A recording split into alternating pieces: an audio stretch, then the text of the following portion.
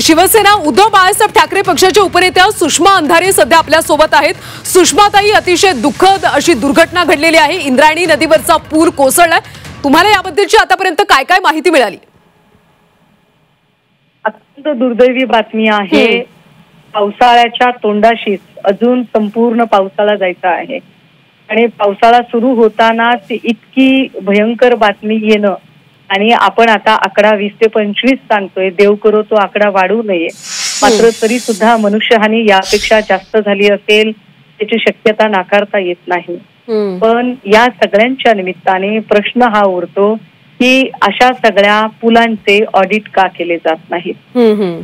जे पूल कमकुवत असतील, ज्या पुलांना जास्त काळ झाला असेल किंवा पावसाळ्याच्या आधी गरजेचे जे पूल आहेत की ज्या पुलांवरती खूप जास्त लोड आलेला आहे, अशा सगळ्या पुलांची पावसाळ्या आधी करायची जी कामं आहेत त्या कामांमध्ये हे सगळे रस्ते, सगळे पूल, सगळे ओढे यांचे स्ट्रक्चरल ऑडिट होणं फार गरजेचं आहे।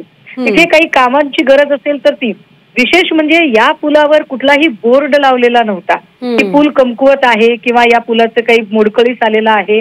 कदाचित तो बोर्ड लावला असता तरी अजून काही फरक पडला असता का?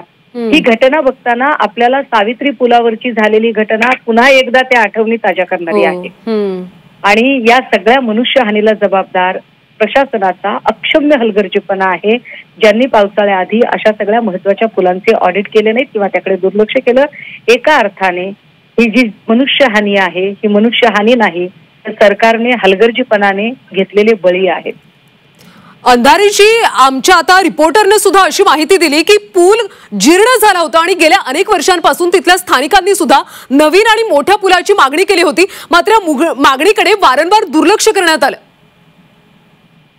एक्झॅक्टली ताई, मला हे सांगायचं आहे की कुठल्याही ठिकाणी जो हमरस्त्यावरचा पूल आहे, जिथे वाहतूक जास्त आहे किंवा जिथे कुठलाही पर्यायी रस्ता नाहीये आणि तोच रस्ता आपल्याला वापरावा लागत आहे, अशा वेळेला पावसाळ्याआधी त्या पुलांची देखभाल चांगली झाली पाहिजे।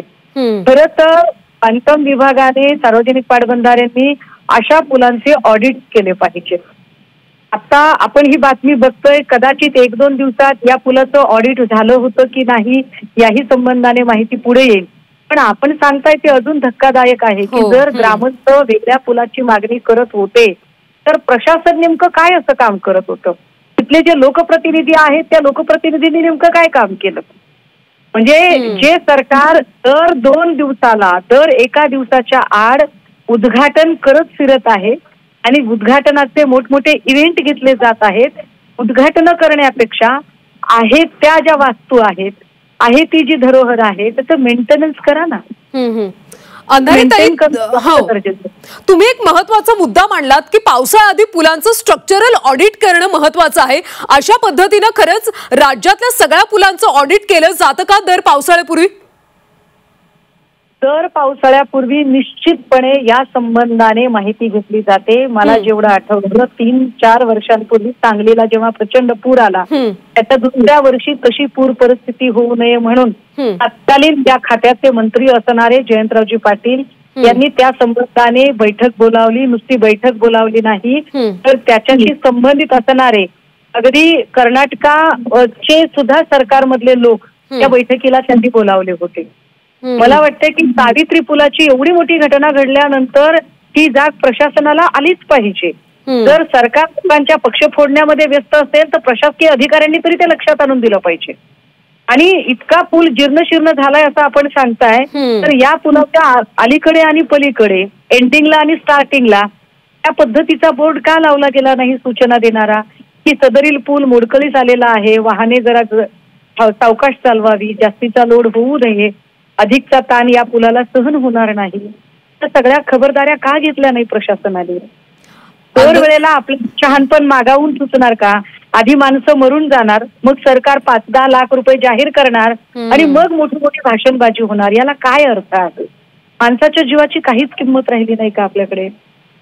नक्कीच अंधारेजी, मरण स्वस्त झाले का असा प्रश्न सुद्धा आता उपस्थित होतोय। ही सगळी आता घटना घडल्यानंतर, दुर्घटना घडल्यानंतर तुम्ही तिथल्या स्थानिक प्रशासनाशी काही संपर्क साधला का? तुमचं काही बोलणं झालंय का?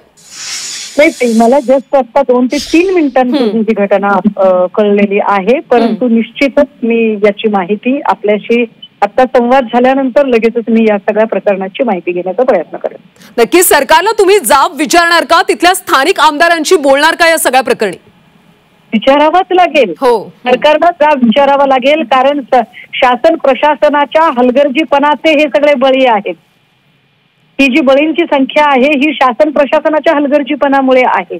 त्यांनी वेळेत खबरदारी घेतली असती, वेळेत ऑडिट झालं असतं, वेळेत पुलाची पुनर्बांधणी झाली असती तर कदाचित आता किंवा एवढं सगळं जरी नाही तरी पावसाळ्यापूर्वी किमान पूल सुरू होताना आणि पूल संपताना दोन्ही बाजूनी जर तशा सूचना फलक लावले असते तरी सुद्धा कदाचित आपल्याला काही अंशी ती घटना टाळता आली असती. पण तसे फलकही इथे लावले नाही अशी माहिती मिळते, जे अत्यंत भयंकर आहे. नक्कीच अंधारेजी, तुम्ही याबद्दल सरकारला प्रशासनाला जरूर प्रश्न विचारा आणि प्रशासन आता पुढे नेमकं काय करतं हे पाहणं सुद्धा तितकंच महत्त्वाचं आहे. धन्यवाद या सगळ्या सविस्तर प्रतिक्रियेसाठी.